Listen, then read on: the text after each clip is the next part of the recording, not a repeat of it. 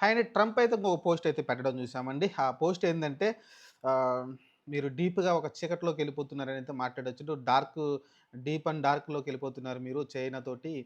ఇది ఖచ్చితంగా మీకు ప్రమాదకరమని అయితే ట్రంప్ అయితే వ్యాఖ్యలు చేశారు ఇండియా పైనైతే. దాని ఉద్దేశ్యం క్లియర్‌గా మనకేందంటే ఒక అగాధంలోకి, చీకటి అగాధంలోకి అయితే మనమైతే పోతున్నామంట. ఎందుకంటే ఏదైతే చైనా తోటి మనం ఎక్కువ ఆహ్, వాణిజ్యపరమైన సంబంధాలు పెట్టుకోబోతున్నాం, లేకుంటే స్నేహం చేయందించబోతున్నాం కాబట్టి మీరు చైనాతోటి స్నేహం చేస్తే ఖచ్చితంగా మీరైతే ఒక చీకటి అగాధంలోకి వెళ్ళిపోయినట్టేనైతే ఆయన మాట్లాడుకొచ్చాడు. మరి దీన్ని బట్టి మనం ఏం అర్థం చేసుకోవాలంటే ఏం లేదు. వార్నింగ్ ఇస్తున్నాడు. ఫ్యూచర్‌లో చైనా మిమ్మల్ని దెబ్బ కొడుతుంది. లేకుంటే ఫ్యూచర్‌లో మిమ్మల్ని చైనా చాలా మోసం చేస్తుందనైతే మాట్లాడుకొస్తున్నాడు. లేకుంటే చైనా మిమ్మల్ని తొక్కేస్తుందని మాట్లాడుతున్నాడు. అసలు విషయం ఏంటంటే అసలకి ఇది ట్రంప్ అనేవాడికి పిచ్చోడికి తెలియని విషయం ఏందంటే అసలు మనం చైనాతోటి ఇప్పుడు ఎంత సత్సంబంధం కావచ్చు, లేకుంటే రష్యాని మన రష్యా కావచ్చు, పుతిన్ తోటి కావచ్చు, జిన్‌పింగ్ తోటి అంత చనువుగా మాట్లాడి అన్ని ఫోటోలు దిగాము. ఆ ఫోటోలన్నీ పోస్ట్ చేస్తూ ఆయన ట్రంప్ మాట్లాడుతున్నాడు గానీ, యాక్చువల్‌గా ఏంటి చైనాతోటి మనకెప్పుడు వాణిజ్య సంబంధాలు ఎప్పటినుంచో ఉన్నాయి. కాపోతే పూర్తిగా అంటే ఒకళ్ళని ఒకళ్ళు నమ్ముకునేంత సంబంధాలైతే లేవు. కాపోతే ఇప్పుడేందంటే ఒకళ్ళనొకళ్ళు నమ్ముకుందాం. ఒకళ్ళొకళ్ళు కలిసి ముందుకెళ్దాం. ఈ యుద్ధాల వల్ల లేకుంటే ఈ బోర్డర్ గొడవల వల్ల మనం చాలా నష్టపోతామనైతే ఇద్దరు ఒక అండర్‌స్టాండింగ్‌కొచ్చి ఈరోజైతే ముందుకెళ్తుంది చైనా గాని, భారత్ గాని. ఇది ఓర్చుకోలేని ట్రంప్ ఏందంటే కారు కూతలైతే కూస్తా ఉన్నాడు. తెలిసింది అసలు మనం ట్రంప్ తోటి ఎందుకు విభేదం పడ్డామని చెప్పండి. ఒక్కొక్క మాట చూద్దాం.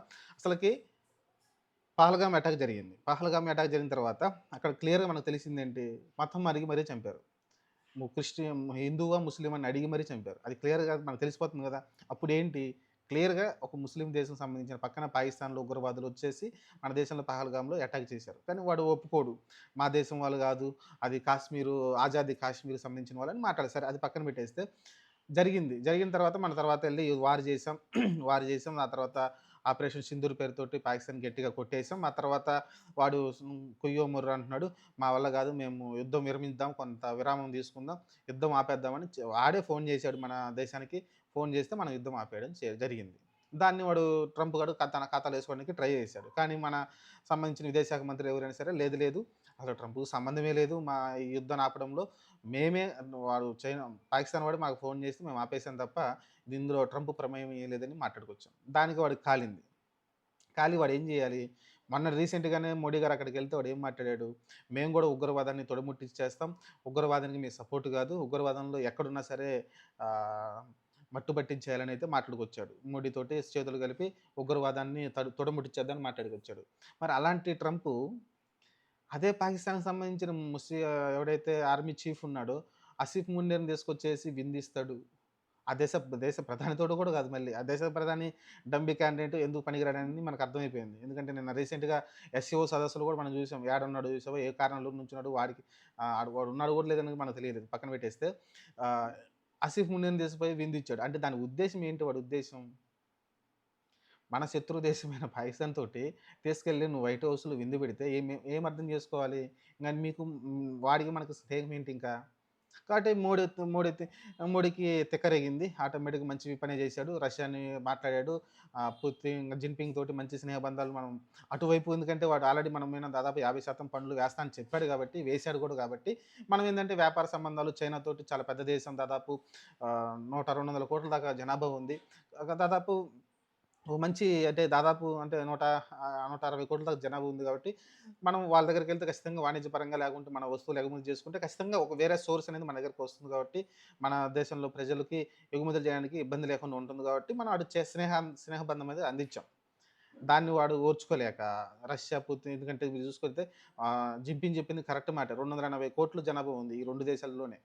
280,00,00,000 జనాభా ఉన్న ఈ 2 దేశాల్లో 2 దేశాలు మంచి ట్రేడింగ్ చేసుకుంటే ఎంత అభివృద్ధి చెందుతుంది దేశం. ఆ దేశానికి ఉపయోగపడుతుంది, మన దేశానికి ఉపయోగపడుతుంది. 2 దేశాలకి పరస్పర మంచిగా సంబంధాలు కుదిరాయంటే చాలా ఉపయోగాలైతే ఉంటుంది. మన దేశ ఎదుగుదలకు కూడా చాలా ఉపయోగపడుతుంది. ఇదంతా చూసి ఓర్చుకోలేని ఆహ్, అమెరికా వాడు ట్రంప్‌కి ఏమి జేయాలో అర్థం గాకుండా ఇంగ తిక్క తిక్కగా అయితే పోస్టులయితే పెడతా ఉన్నాడు.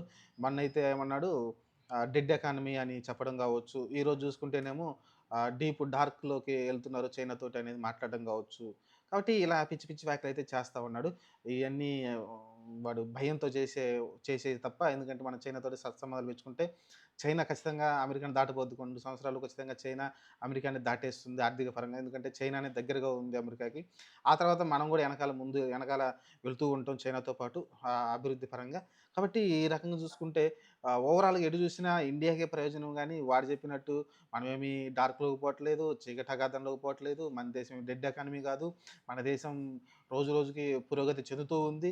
ఎక్కడో 2014 టయానికి 10వ స్థానంలో ఉన్న మన దేశాన్ని ఈరోజు 4గో స్థానానికి తీసుకొచ్చాడు. రేపొద్దున 3 స్థానానికి కూడా పోబోతున్నాం జర్మనీని ఎనక్కి నెట్టేసి. కాబట్టి ఇయన్నీ జస్టు ఏందంటే భయంతో కూడుకున్న స్టేట్‌మెంట్‌లయితే ట్రంప్ ఇస్తున్నాడు. క్లియర్‌గా అర్థమవుతుంది. వాడు చేసిన తిక్క చేష్టల వల్ల ఖచ్చితంగా అమెరికాలో ఉన్న చాలామంది ఎవరైతే ఈ పొలిటికల్ నిపుణులు ఉన్నారో వాళ్ళే చాలామంది చెప్తున్నారు. ట్రంప్ చేసే పద్ధతి కరెక్ట్ కాదు. ఇది ట్రంప్ చేసే పిచ్చితనంతోటి చేస్తున్నాడు. ఇది రేపొద్దున అమెరికా పతనానికి కారణమవుతుందనైతే వాళ్ళైతే మాట్లాడుతున్నారు. వాటన్నిటిని బేఖాతరు చేసి ట్రంప్ అయితే ముందుకెళ్తున్నాడు. చూద్దాం ఏం జరిగిద్దో.